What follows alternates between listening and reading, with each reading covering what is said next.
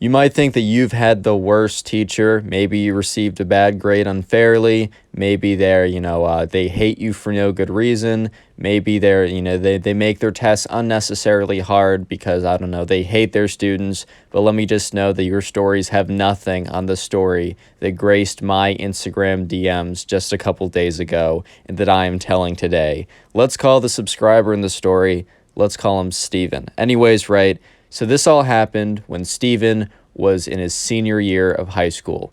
It's almost time for him to go out. It's fall of senior year. It's a pretty stressful time as this is kind of college application seasons, if that's the path you choose to go, and that was the path that Steven chose to go. This is also, if you don't know, your senior grades, if you're applying to college, can be the most important along with your junior, spring, and fall, as a lot of colleges will just kind of ignore your freshman year or just not really care about them that much. So it did not help that when on the third week of class, right, Steven, who's been turning in his homework every single day on time because he realizes how important these grades are, one day his teacher, says, "Hey, Steven, I didn't get the work."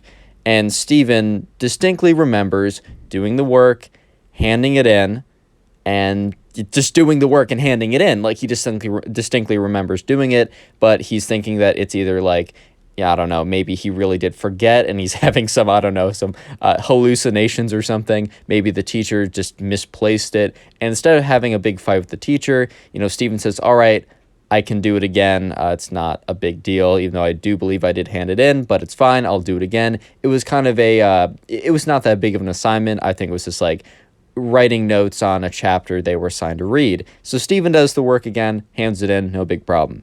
The next homework assignment they have, and they don't have it every day, they have it every couple days. The next assignment they have, Steven does it, he hands it in, and the teacher says, "Hey, Steven, I didn't receive the work." And Steven says, "All right, well, this time I actually do believe I did turn it in.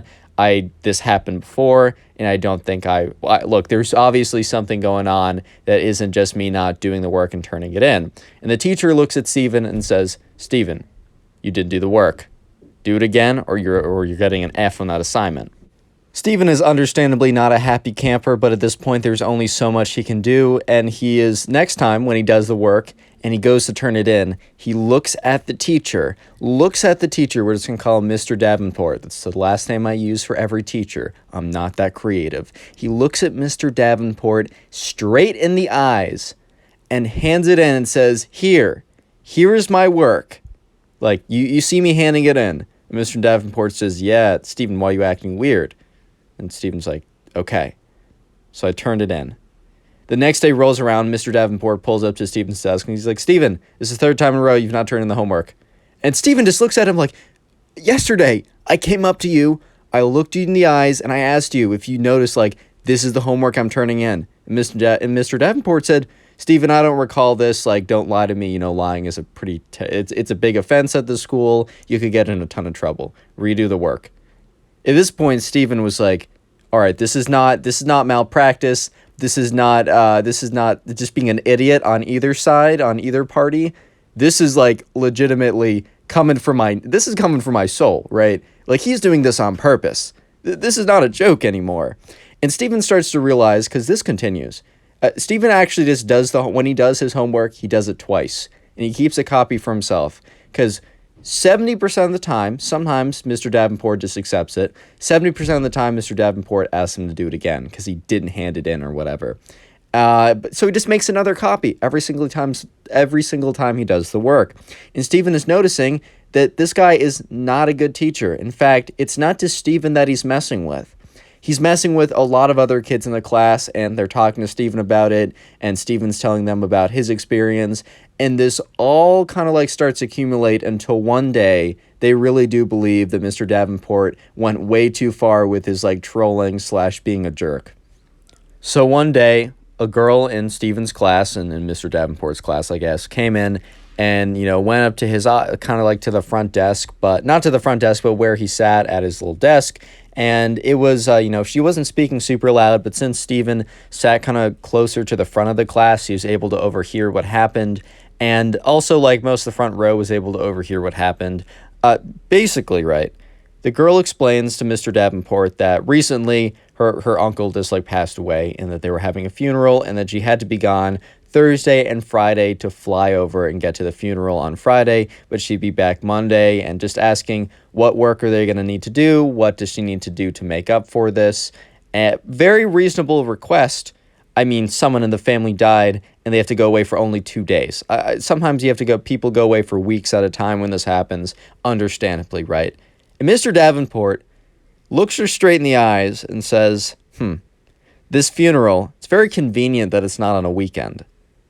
And Stephen just turns to the person next to him because he thinks to himself, I must have something in my ears. Like, my ears must have some blockage in them if that's just legitimately what I just heard.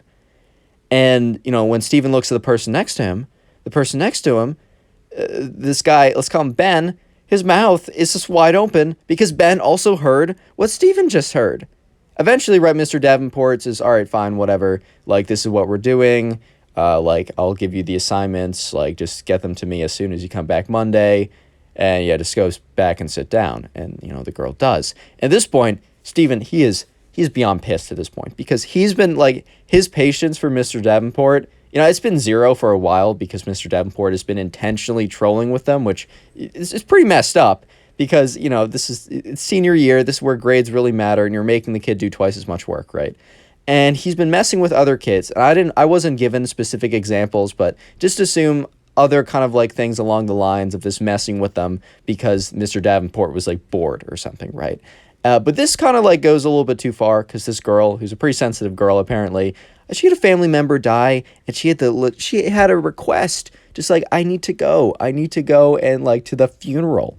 I'm going to be gone for 2 days. And the teacher says, that's suspicious that it's not on a weekend and you'd miss class. You really think she's going to fake missing 1 day of class while saying, hey, I'll do all the work to go for... It just makes no sense. Real quick, comment teacher down below. That's going to be the secret word of the day. I'll try and heart some comments that say teacher.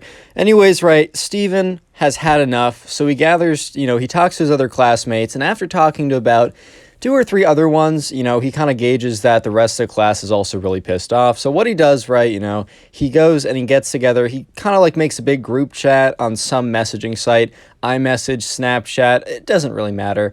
And more or less says, hey, so we've all had a lot of issues with Mr. Davenport, and recently after what happened to, let's call her Lucy, I don't really care, man, the girl who had, like, the uncle die and whatever, right? After what happened to Lucy today, I really just think we got to do something about this. Like, this teacher really just needs to be stopped. We already have enough on our plates. We're a pretty good class, and it just kind of seems like this guy is just a jerk to us because he's bored. So other people in the class who were added to the group chat start like talking and saying like, yeah, we 100% agree. Like, we need to do something about this guy. He's awful. But then a few people have actually said, hey, like, this guy's been kind of trolling with me recently.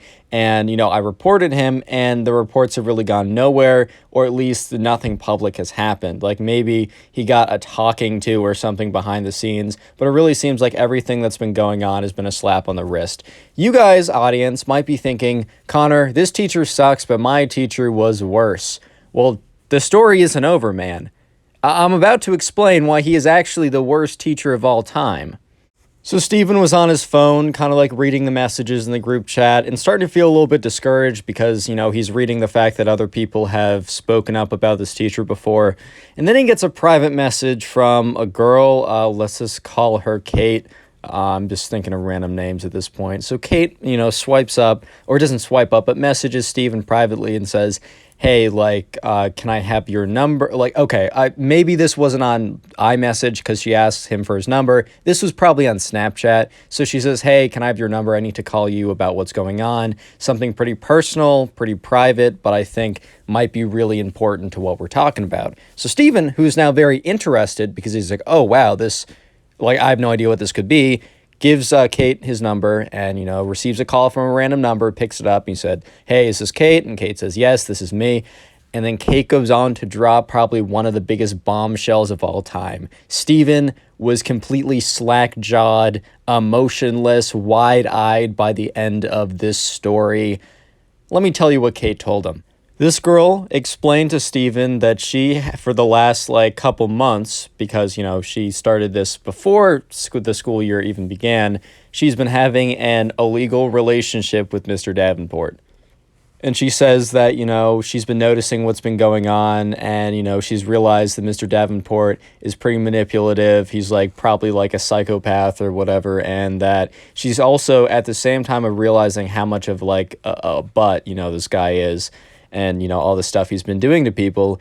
She's also realized how messed up the relationship she has with him, because it's obviously secret. It's obviously very secret. And Mr. Davenport has been like, oh my God, you need to keep this super secret. You can't tell it to anyone, which is like, if you're having a relationship with someone, unless you have like crazy protective parents or something like that, in most cases, keeping it super private is probably not like, the reasons probably aren't good. And in this situation, the reasons are obviously terrible. So Kate goes on to tell Stephen that she wants to turn Mr. Davenport in, more or less. And Stephen, says, hey, like, just because he's a jerk to us, like, that shouldn't be your main motivation. Like, I want to make sure that you know that I am 100% behind you, but because you're in a messed up relationship, not because of what has been happening right now. Trust me, please. So anyways, right, Steven, hangs up the call and just kind of sits there for a second and is like, geez, like I knew this guy was bad, but like this is just beyond unacceptable. Like the other stuff, right, was kind of just like, oh, he's toying with us. Oh, like whatever, right? Oh, he was kind of insensitive to that girl whose uncle passed away, right? But this is straight up like illegal stuff. So anyways, the next day rolls around and Steven finds Kate and he's like, hey, like, I'm so sorry. And Kate's like, you know what? I'm okay. I'm personally fine, but I'm afraid this will happen to someone else. We need to tell someone about it. So Stephen and Kate, they kind of get together a case. Kate just has a slew of evidence from text messages and a bunch of stuff, right? They got him, basically. They got him. It was some ladies and gentlemen, we got him type evidence. Like, there was no getting out of it. So Stephen, says, Kate, you can do this alone, but I'd be very happy to do this with you if you want someone to do it with you. Kate says, hey, can you actually do this with me? Like, I don't know if I want to go through this alone. Stephen 100% obliges. He also says, hey, like, I'm assuming you don't want to tell everyone about this. And Kate said, right now, no, but I think at some point I wouldn't mind if, like, we told people about this. But for now, let's just focus on getting this done. Stephen 100% agreed. Dislike getting it out before they do anything would just probably make more issues happen. So they go to the principal's office, and, it was a very uncomfortable conversation the entire time. The principal was kind of expecting, like, OMG, high school drama. Nope, this is like, this is, like, actually really serious illegal stuff. So all Stephen knows is that Mr. Davenport did get fired from the school. The school was mandatory. Like, they reported it to the police. So I think they either they felt like it was mandatory or they felt like a moral obligation to. Either way, they did report it, like, further up. However, Stephen has literally no idea what happened to Mr. Davenport after the fact. No idea what happened because Mr. Davenport, like, he didn't know him outside of class, and once he was out of the school, he was like, Stephen looked him up online on social media. Literally nothing came up about him. So Stephen to this day has no idea. Now can you understand why I said this teacher was the worst teacher of all time? Now can you understand? Click on the video on screen right now. I know you'll enjoy it. Just click it, do it.